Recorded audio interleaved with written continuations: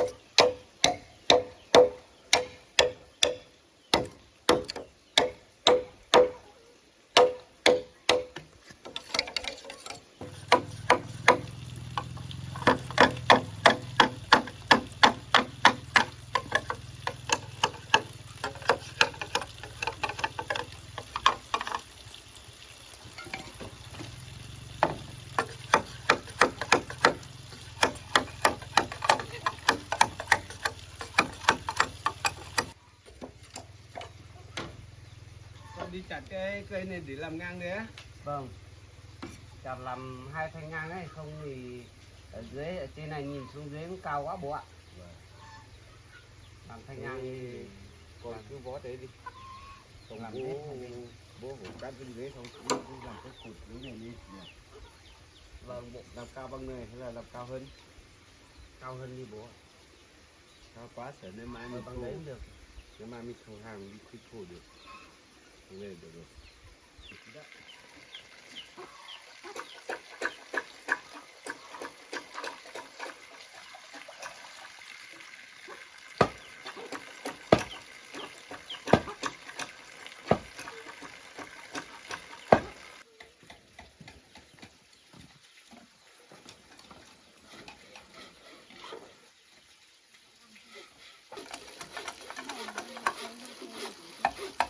Chắc đủ rồi em ạ.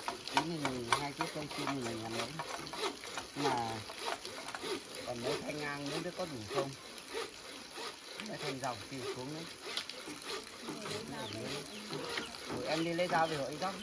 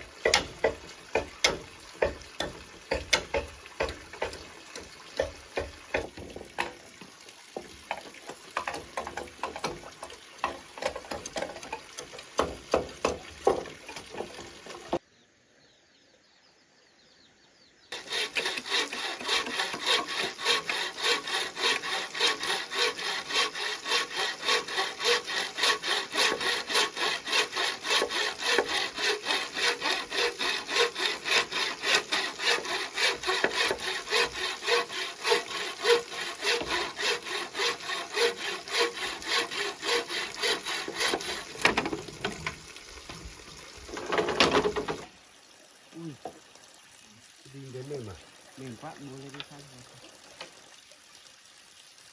Đi đây có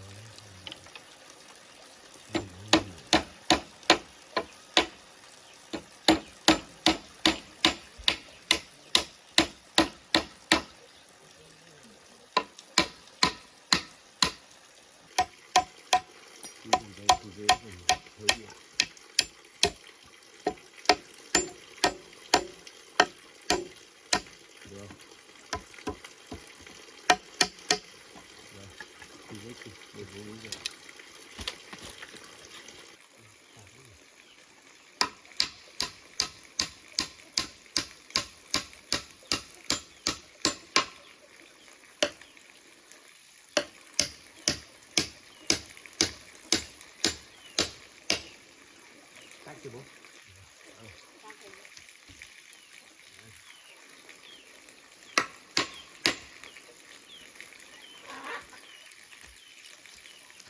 Đinh đây con đóng đầu này chứ bố đo bên đấy xem. Thì con biết.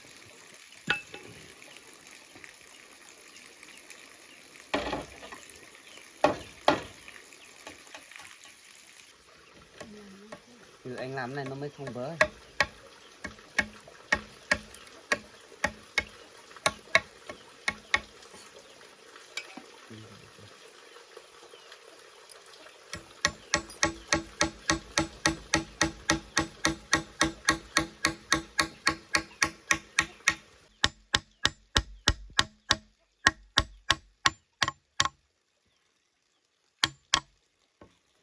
Thủ đấy em ạ. Đều đấy anh. Đều đấy. Để em giữ cho anh xuống Em dưới lên trên dưới đấy. Đây em cái này em bằng với trên này này. Anh đi dán ở dưới.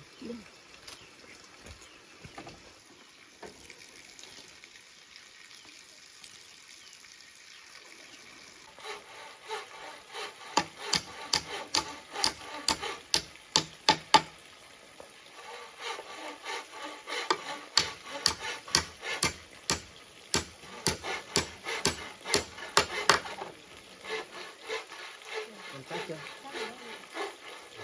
Lên trên tắt kia đó.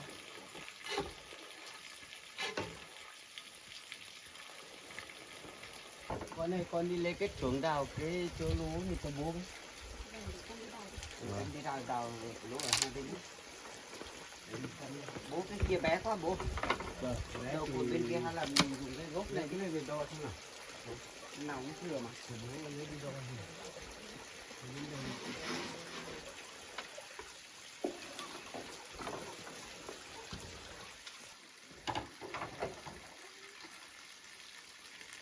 Bố cắt lấy gốc ra đi. Con lấy cái kia cho bố cắt nó.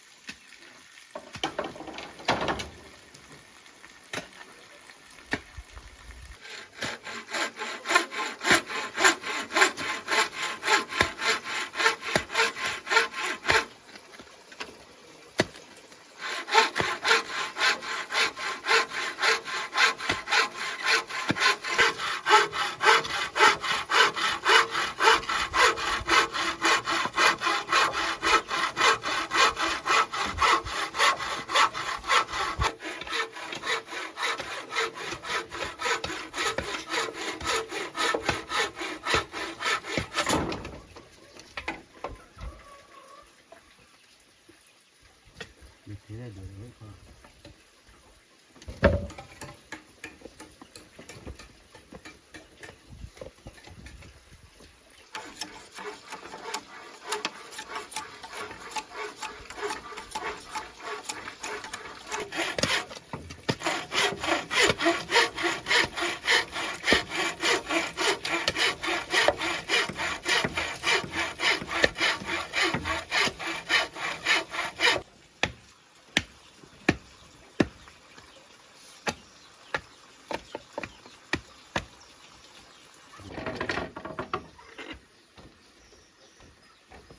Đi chưa bố?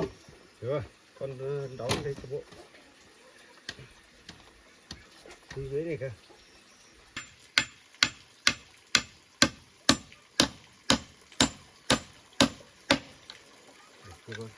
Chắc lắm rồi đấy bố ạ. Con đóng đi kia nữa. Nghe thấy chưa?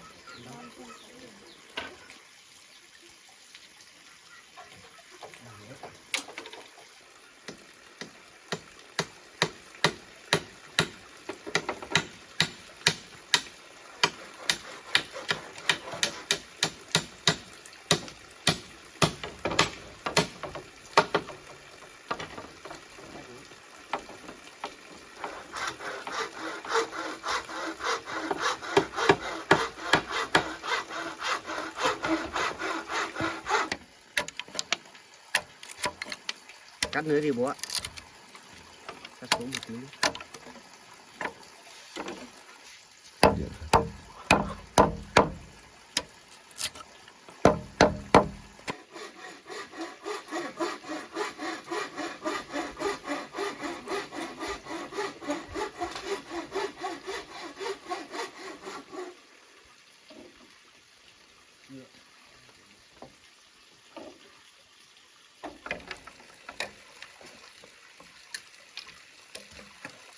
Này đóng đi có vỡ không bố?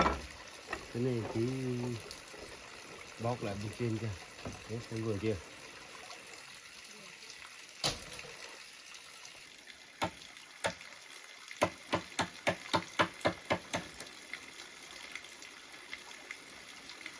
Còn đi lấy cái đinh ra ở kia. Cái này chắc được bố ạ. Còn lấy cái này.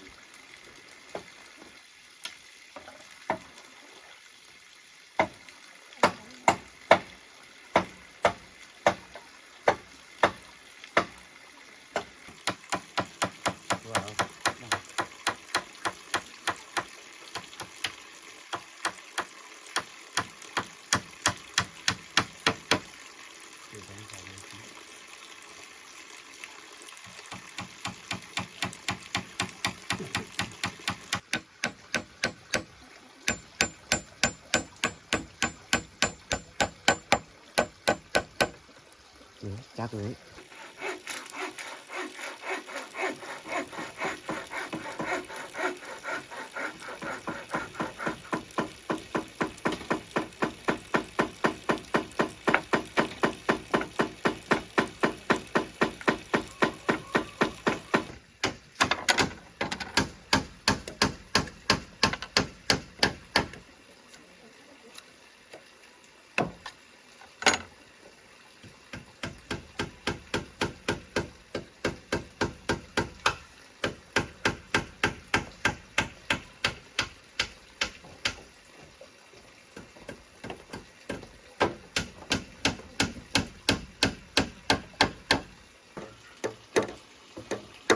Em ra kêu anh giữ với.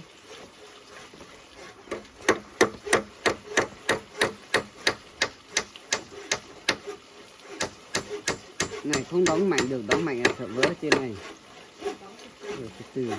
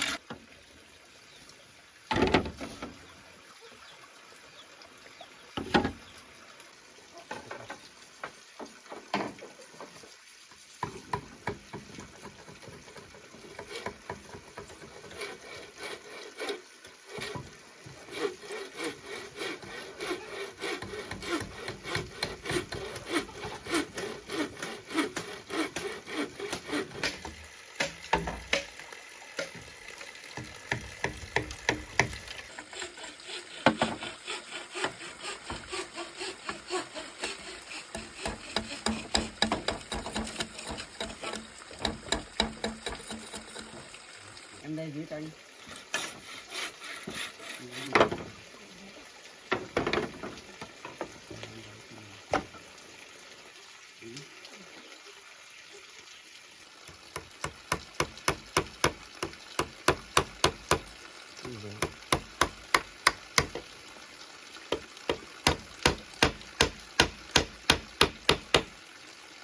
Hay phải bị vỡ cái này.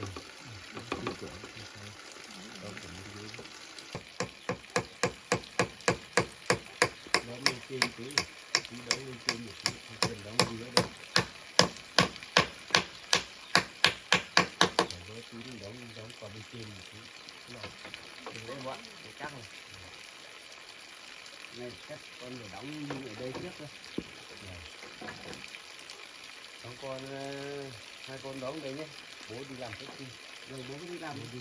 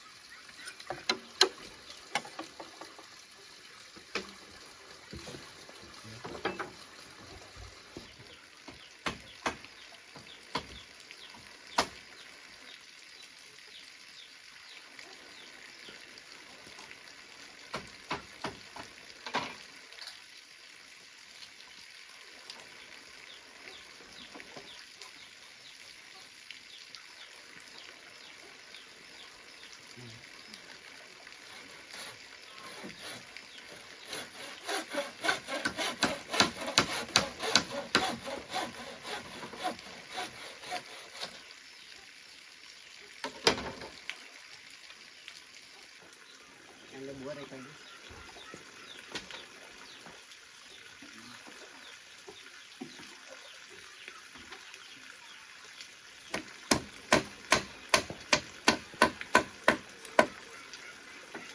Em lấy cái đinh to vào đi, em như thế.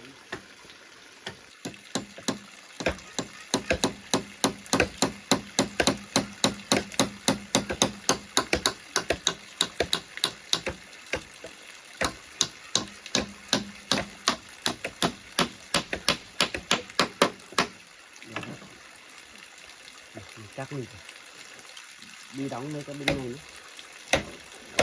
Dao đâu để anh đổ lên.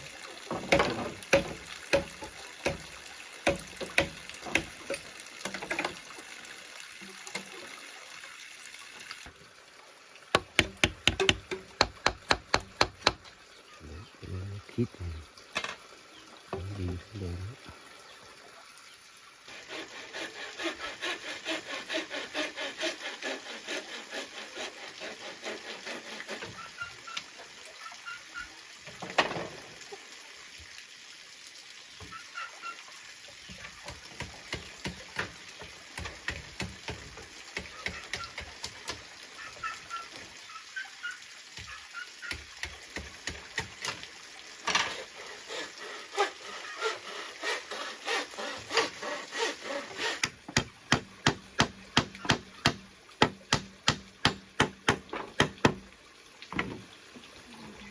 Này mới thẳng này. Cái này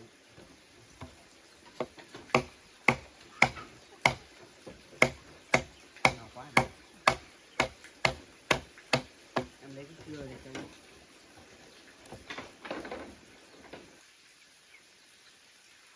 Nó làm đấy xong rồi.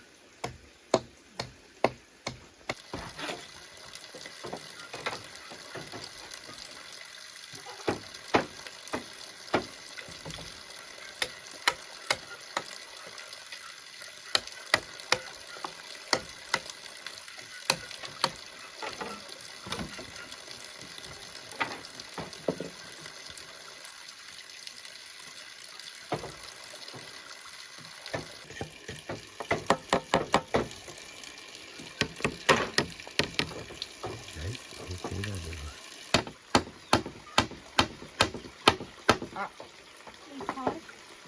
Anh đập vào tay rồi. Này đập tí vào tay này. Có đau không? Không sao đâu, anh đau một tí thôi. Ăn rồi.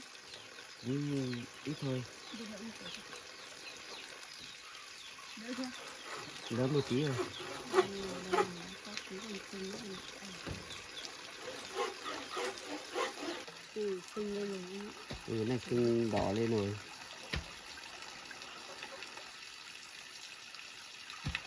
Anh làm cái gì phải cẩn thận chứ, anh làm từ từ thôi.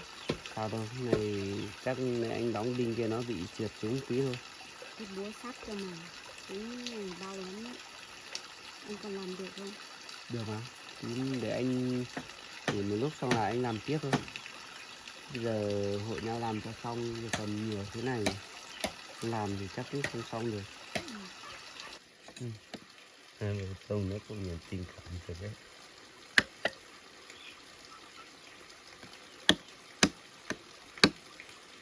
Con này con có sao không? Không sao đâu bố ạ. Chỉ đau tí thôi. Nếu đau nhiều thì nghỉ nhá, để bố khác làm. Con nghỉ một lúc con làm được rồi mà bố. Vâng. Cứ làm đấy đi. Không sao đâu ạ, để anh làm tiếp đấy. Thôi anh làm cẩn thận nhé. Anh làm xong để tí còn xong chứ không tí không kịp xong. Em lấy đinh đây để anh đóng cái ở dưới nữa.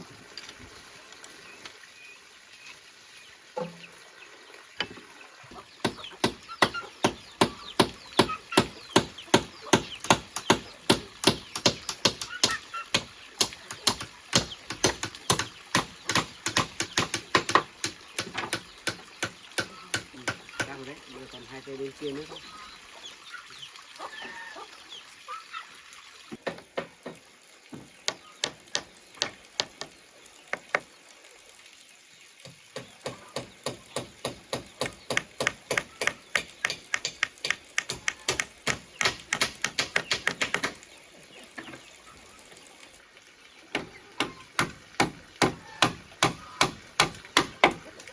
Đấy em đi không cần cứ này các chị em hát đóng được.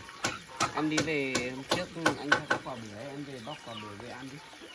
Để cho bố giải khát em ạ. Con bên kia sắp xong chưa? Xong rồi bố ạ, con đóng cái đinh này nữa hết rồi. Xong rồi.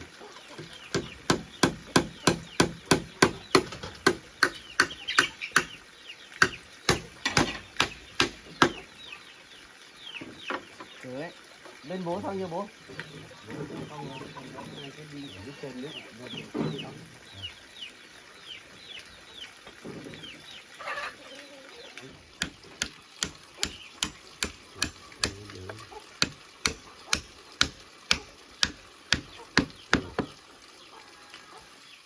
Bên kia nó bố vừa.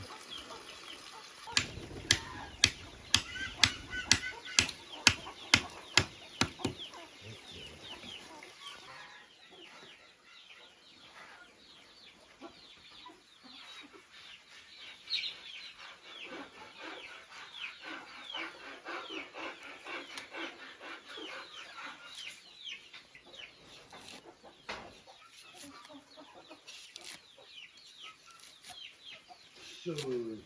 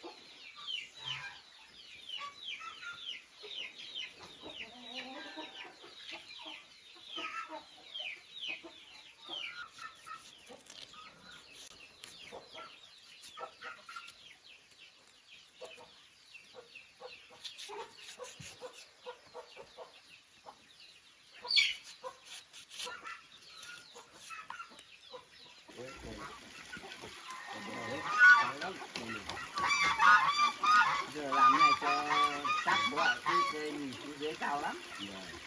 Anh với bố đi rửa tay rồi ăn quả. Em bóc xong rồi. Đấy, đi rửa tay đó. Bố ơi, đi rửa tay đi bố. Vâng. Xong rồi.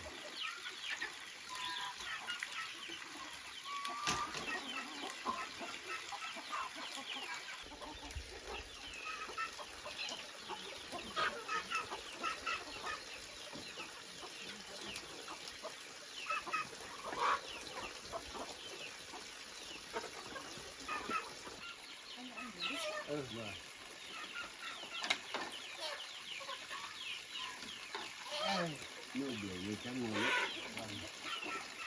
Ở đây còn thoáng nữa. ngồi đây rất thoải mái, rất thoáng. Ăn bữa đi, phải không? Mà bây giờ làm được số cầu này, chắc mai làm đến cái cổng chỗ này nữa bố ạ. Vâng. Cổng đây không làm cái cửa bên này, không là con đang tính bên này chắc phải rào từ đây ra cốc xoan nhưng mà vòng ra kia không chứ mai gà nó cứ lên hết cái cầu này hết. Thì một cái dưới rồi. Dưới nó bố còn cái dưới người làm hết cái Chứ hôm nay mình làm cũng không kịp đấy, để mai mình làm tiếp thôi. thì này gà nó vào nó bẩn lắm. Cầu đang sạch đấy thì mai gà vào đây nó bẩn hết bố ạ. Và cũng đúng đấy, con nói cũng đúng đấy, là rào hết cái chỗ kia đi thì cũng đúng đấy. Mai mình rào không 15 cổng. Và Cổng sau này nếu mà bẩn quá mình giữ qua đi. Vì hiện tại thì mình chưa làm xong ấy, thì gà nó vẫn còn ở đây bẩn ấy. làm cái cửa cái chỗ này. Đấy mình làm ở ngay hai cái cột này này. Và Bên ngoài mình làm sợ mai vướng xe ô tô họ đi lại ấy. Mình làm ở trong này ấy. là hai cái cột này để cho gà nó đỡ vào. Mình làm bên cột này đấy ấy. Đấy con ạ, bố thấy làm cái cầu nhìn tính thấy đẹp, vững chắc cái này là ngồi ở đây là ăn cái này thấy sướng lắm. Bên dưới nó lại có suối, nó lại mát nữa. Vâng. Ở dưới này mình ngồi trên này nó cứ kêu róc rách ở dưới này. Vâng. Nghe cảm giác thích rồi đấy. Vâng. Rồi nước nó chảy xuống nó kêu mà. Này mà mấy nữa mà mình mà có thời gian mình làm thêm một cái gian trái ra ngoài này ra suối này thì mát lắm đây bố nhỉ. Vâng. Mấy nữa mùa hè mình phải ra đấy mình ngủ thôi. Nó làm cái ra cái chỗ ngoài hè là cái trái thì nó mát lắm đấy. Mùa hè là ra ngoài mình ngồi thoải mái, nó mát. Vâng. Làm cái kiểu ấy nó cũng Mình làm ra ngoài này xong rồi mình làm cái giáo cái dàn ra ngoài này, cái sàn ra ngoài này xong mình ngồi ngoài này nó mát đấy. mát đấy. Nó thoải mái đấy. Gà vào đây rồi. Đây là phải đủ để cột bê tông đây. Bên kia. Bởi cái này phải nếu mà làm xác định làm sàn mình ở phải đổ cột cơ chứ ở trên mặt suối này nhiều lúc mình làm cây ấy thì sợ mấy nữa trời mưa về không có nước lú về ấy, ở được ấy. Thế thì con để điện ở dưới xem bà mẹ như thế nào. Mẹ vợ con á, Đấy. thì hôm qua thì họ cũng gọi cho con rồi, bảo là mẹ ở dưới thì nó tiến triển tốt hơn rồi bố ạ, nên là mình cũng không phải lo đâu. Như thế thì lại tầm ổn định tí. Còn thì ở dưới ấy thì con cũng nhờ các bác ở đấy chăm sóc ấy, nên là bố cũng không phải lo đâu, với lại em cũng không phải lo đâu. Mẹ em thì ở đây có các bác đấy lo rồi. Em thấy anh bảo là mẹ tiến triển tốt đây, cái bác sĩ bảo thế nên là em cũng thấy yên tâm rồi, em cũng thấy mừng rồi. Nên nữa em mong là mẹ sớm khỏe lại xong là về tỉnh táo nữa, không làm như hôm nọ nữa để mình đỡ lo. Đúng rồi, nó để cho các con đỡ lo nhiều, không tình như hôm nọ thì các con cũng vừa đi làm việc này, mà vừa lo nó nhiều quá. Vâng, thì bây giờ thì chắc mẹ ở dưới đấy chữa bệnh ở dưới đấy thì chắc mấy nữa khỏi về thì biết mẹ có về nhà nữa không hay là mẹ lại đi làm tiếp. Chứ nếu mà đợt trước mà mẹ về mẹ quấy nhớ gia đình mình như thế thì chắc nếu mà mấy nữa mẹ nghĩ lại thì chắc gì mẹ đã về đây. Nếu mà mẹ khỏe lại thì mẹ đi làm thì đi thôi, nếu mà mẹ ở với mình đây thì cũng không tiện. Với lại mẹ không đi xuống dưới đi làm ấy thì mẹ ở nhà mẹ cũng không biết làm gì ấy, mẹ cũng không lên đồi được ấy, nên là chắc là mẹ vẫn đi làm thôi. Lúc nào nếu mẹ của con nó đỡ, nó khỏi là cho mẹ của con đi làm thôi, không cho ở đây đâu, đây nó khổ các con lắm. Vâng, thì con cũng đang tính thì chắc gì mẹ chắc cũng không ở với mình đâu mà. Mẹ chắc cũng phải sẽ đi làm thôi. Ở đây thì các con cũng lo nhiều, con không thấy vất vả. Bây giờ thì bố cũng ở đây với con nữa thì mẹ con về ở đây thì con thấy cũng không hợp lý. Nếu mà mấy nữa mà mẹ mà về ấy, thì chắc nếu mà mẹ không ở bên mình thì chắc mẹ đi ở với em Loan thôi, nên là bố chắc không phải nghĩ về chuyện này đâu. Đấy, nhưng bây giờ là bố cũng ở với hai con rồi thì cũng thấy nếu là bà mẹ vợ của con ấy là về thì ở đây với các con thì bố cũng thấy ngại lắm. Vâng, nếu nữa mà mẹ con ở lại mẹ con về đây thì con chắc bảo là mẹ con đi ở chỗ khác hay là bảo mẹ con đi làm, con cũng không cho mẹ con ở lại đây đâu, nên là bố đừng lo. Thế các con. Vâng. Bố ngoan đi. Bố ăn những miếng là đủ rồi.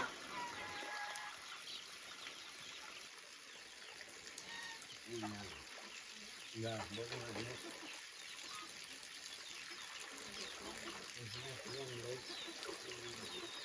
Là cái cầu này cái này nhìn cũng sáng ngay lắm rồi. Mấy cái tối thì cái thứ ăn được như vậy mình thấy hết.